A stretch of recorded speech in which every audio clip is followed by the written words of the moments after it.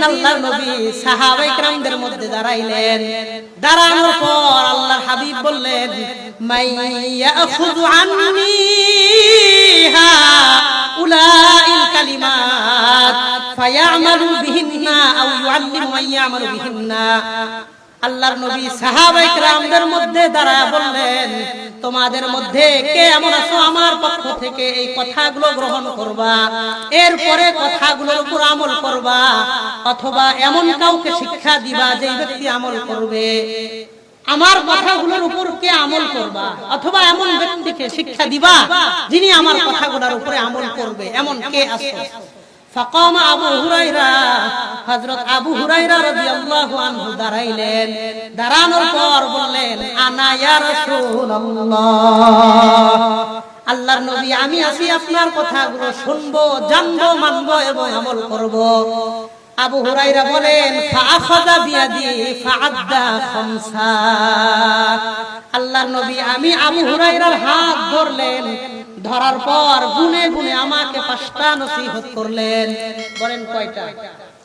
আবু হুরায়রা বলেন, ফাআখাযা বিয়াদি ফাআদ্দা খামসা। আল্লাহর হাবিব আমার হাতটা ধরলেন, ধরার পরে গুনে গুনে আমাকে 5টা নসিহত করলেন। 1 নম্বর আল্লাহর হাবিব আমাকে বললেন, ইত্তাকিল মাহারিমা তাকুন আ'বাদান নাস।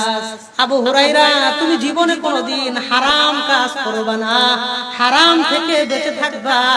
তাকুন আ'বাদান নাস, দুনিয়ার বুকে সবচাইতে বড় বুজুর্গ ব্যক্তি তুমি হইবা।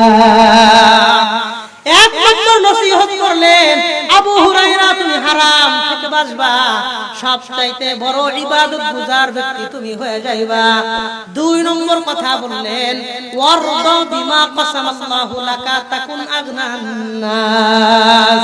আবু হুরায়রা তোমার কিসমতে তকদিরে আল্লাহ যে পরিমাণ সম্পত্তি রাখছে না কেন, আল্লাহর দেওয়া ফয়সালা নিয়ে তুমি সন্তুষ্ট থাকবা।